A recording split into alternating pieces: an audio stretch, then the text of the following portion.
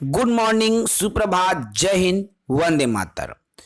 सभी साथियों को नमस्कार। साथियों, अभी तक हमने अंग्रेजी शिक्षण शास्त्र का कुल 8 वीडियो, ठीक है, 8 वीडियो अपलोड कर दिया है। साथियों, आप जाके प्लेलिस्ट में देख सकते हैं अंग्रेजी शिक्षण शास्त्र। ये जो वीडियो है आपका छत्तीसगढ़ शिक्षक भर्ती, जी हाँ दोस्तों, छत्तीसगढ़ शिक्षक भर्ती के लिए सहायक शिक्षक की पूरी सिलेबस, साथ ही साथ शिक्षक के लिए भी यह समान रूप से उपयोगी है। तो पूरी तैयारी हम आपको इस वीडियो के माध्यम से करवाने वाले हैं। अभी तक हमने अपने चैनल में 8 वीडियो अंग्रेजी शिक्षण शास्त्र के अपलोड कर दिया है। ये जो आज का वीडियो है वो हमारा 9वां वीडियो है साथियों, यूनिट 9 या टॉपिक 9 भी कह सकते हैं। तो आज के बाद हमारा जो अंग्रेजी शिक्षण शास्त्र का वीडियो सेशन समाप्त हो जाएगा। कल के सेशन में हम अनसीन पैसेज लेकर आएंगे कि अनसीन पैसेज की तैयारी आपको कैसे करना है। इसके अलावा हमारा एक वीडियो एमसीक्यूज पर रहेगा, ठीक है।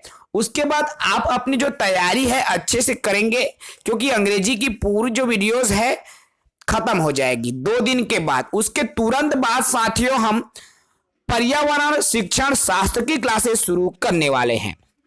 तो चलिए अभी बिल्कुल देर न करते हुए हम सीधे वीडियो पर आते हैं। देखिए, हमारा जो 9वां यूनिट है इसे टॉपिक 9 भी कह सकते हैं, रिमेडियल टीचिंग। रिमेडियल टीचिंग जिसे हम हिंदी में क्या बोलते हैं, उपचारात्मक शिक्षण, ठीक है। उपचार शब्द से आप सभी साथी समझ रहे हैं, इसे ट्रीटमेंट भी कहते हैं, आप जानते होंगे। तो इसी पर चर्चा आज हम करने वाले हैं, अर्थात उपचारात्मक शिक्षण होता क्या है, इस पर हम आज की वीडियो में चर्चा करेंगे। जल्दी से हमारे वीडियो को सब्सक्राइब कर लेंगे, यदि साथी नए होंगे शेयर भी कर सकते हैं, ठीक है। तो चलिए साथियों, आज की जो क्लासेस यही स्टार्ट करें। तो देखिए, रिमेडियल टीचिंग को समझना है तो इसके लिए कुछ अर्थ है उसको भी समझना है, कुछ जो वर्ड्स हैं उसको भी समझना है। देखिए, डायग्नोस्टिक टीचिंग होता क्या है, इसको पहले समझिए। Diagnostic means to know the cause in which the filial deficiencies difficulties of children are detected। तो डायग्नोसिस का या डायग्नोस्टिक का अर्थ है कारण जानना, ठीक ने। कोई भी समस्या है उसको डायग्नोस करते हैं, ऐसा बोलते हैं, मतलब क्या करते हैं, उसका कारण जानते हैं। तो किसी भी समस्या के बारे में जानना, उनका कारण जानना ही डायग्नोस्टिक है। तो डायग्नोस्टिक का अर्थ ही है कारण जानना, ठीक है। इसमें बच्चों की विफलता, कमी, कठिनाइयों का पता लगाया जाता है। क्या क्या पता लगाते हैं, एक टीचिंग प्रोसेस में जब डायग्नोस्टिक की बात आती है साथियों, तो बच्चों की विफलता, उनकी कमी, उनकी कठिनाइयों को जब पता लगाया जाता है तो यही क्या कहलाता है, हमारा डायग्नोस्टिक कहलाता है, ठीक है।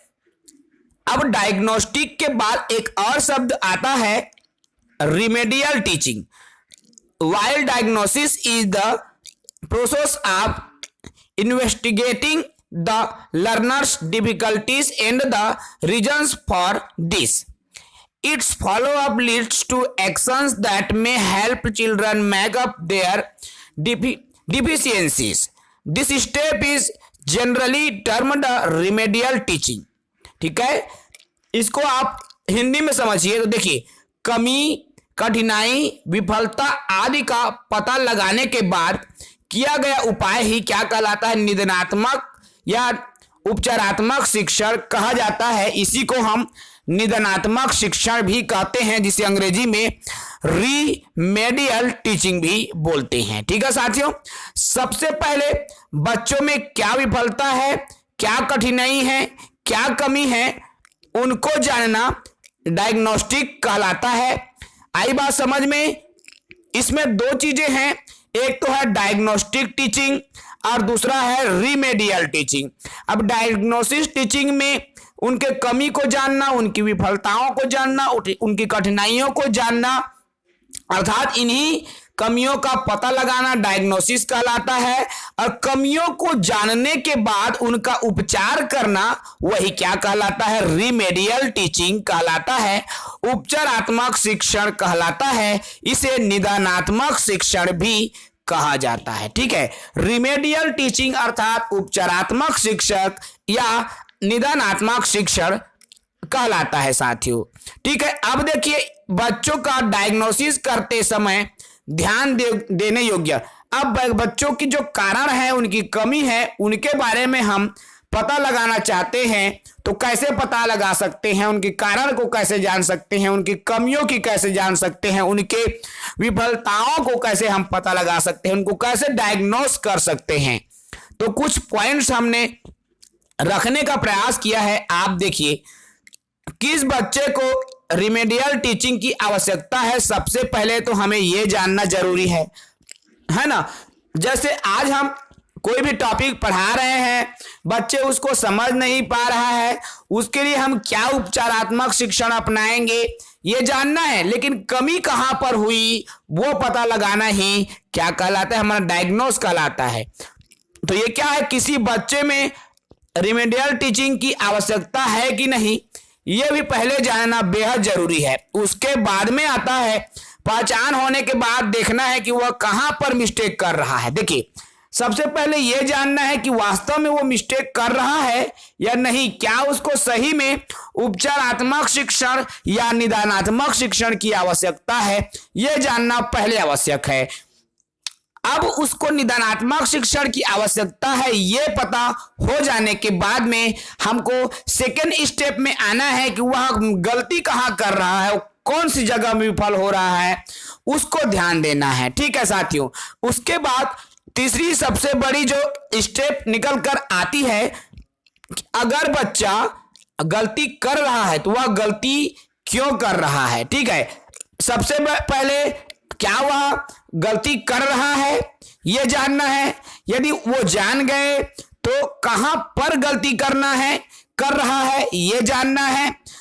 गलती, क्या वह गलती कर रहा है, कहां पर गलती कर रहा है और क्यों गलती कर रहा है, इन तीन चीजों को जानना बेहद ही जरूरी है एक शिक्षक के लिए। ठीक है, आप भी किसी स्कूल में पढ़ाते होंगे साथियों, चाहे वो सरकारी स्कूल हो, प्राइवेट स्कूल हो, है ना।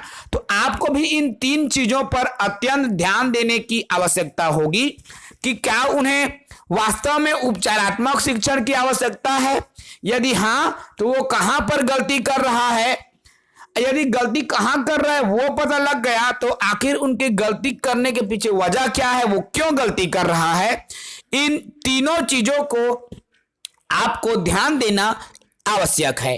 ठीक है साथियों, अब जब इन तीन चीजों पर आपको पूरी इंफॉर्मेशन मिल जाए, उसके बाद की जो प्रक्रिया होती है वही क्या है, रिमेडियल टीचिंग। ठीक है, ऑब्जेक्ट ऑफ रिमेडियल टीचिंग, देखिए ऑब्जेक्ट क्या है, उनका उद्देश्य क्या है उपचारात्मक शिक्षण का, तो इनको भी हमने कुछ बिंदुओं में रखने का प्रयास किया हुआ है।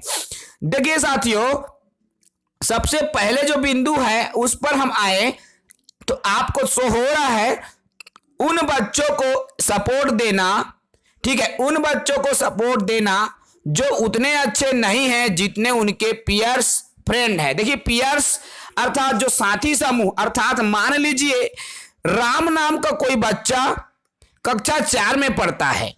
ठीक है, तो इसी के साथ अर्थात राम के साथ पढ़ने वाले अन्य जो बच्चे हैं जो कि चौथी कक्षा में पढ़ रहे हैं। ठीक है, अब उनसे ये जो बच्चा है अर्थात राम को वास्तव में क्या उन बच्चों से कमजोर है, क्या उनको वास्तव में सपोर्ट देना है ना। तो ये चीजें भी क्या है, जानना है। तो उन बच्चों को सपोर्ट देना बेहद जरूरी है जो कि अपने साथी समूहों के साथ रहते हैं। ठीक है, दूसरी बात यह भी है कैरिकुलम व विधि, जो शिक्षण विधि है, उनके पाठ्यक्रम है, उसको बना करके भिन्न भिन्न एक्टिविटीज बच्चों को देना है। ठीक है, और उनके जो कमी है, बच्चों की कमजोरी है, उनकी विफलता है, उनकी कठिनाइयां हैं, उनको दूर करने का प्रयास। अर्थात दोस्तों, बच्चे में अगर कमी है तो उपचारात्मक शिक्षण क्या हो सकता है, तो उनको विभिन्न भिन्न प्रकार के एक्टिविटी देना, गतिविधि देना, विभिन्न प्रकार के विधियों के माध्यम से उसको बताना,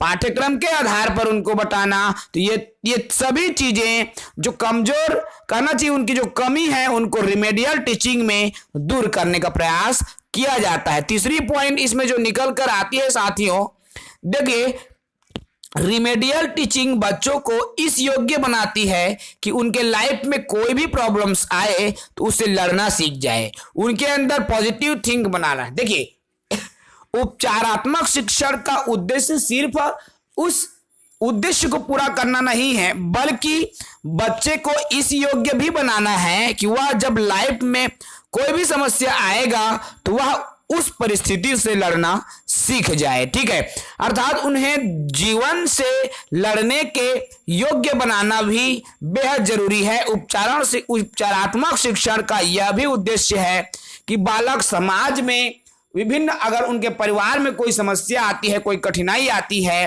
तो वह उनके साथ भी डट कर मुकाबला करे, उनके अंदर भी एक सकारात्मक सोच, एक पॉजिटिव थिंकिंग उत्पन्न हो। यह भी लाना एक उपचारात्मक शिक्षण के गुण है, रिमेडियल टीचिंग के गुण है। ठीक है साथियों, तो ये बहुत ही छोटा सा टॉपिक, ठीक है, छोटा सा टॉपिक है जो कि मोस्ट इंपॉर्टेंट टॉपिक है। ठीक है, इसी के साथ में कुछ अन्य भी जो बिनिंग्स है उसको हम आज के सेशन में चर्चा नहीं करेंगे, कल के सेशन में हम इन बिंदुओं पर चर्चा करेंगे साथियों। ठीक है, आज के वीडियो में इतना ही। जय हिंद।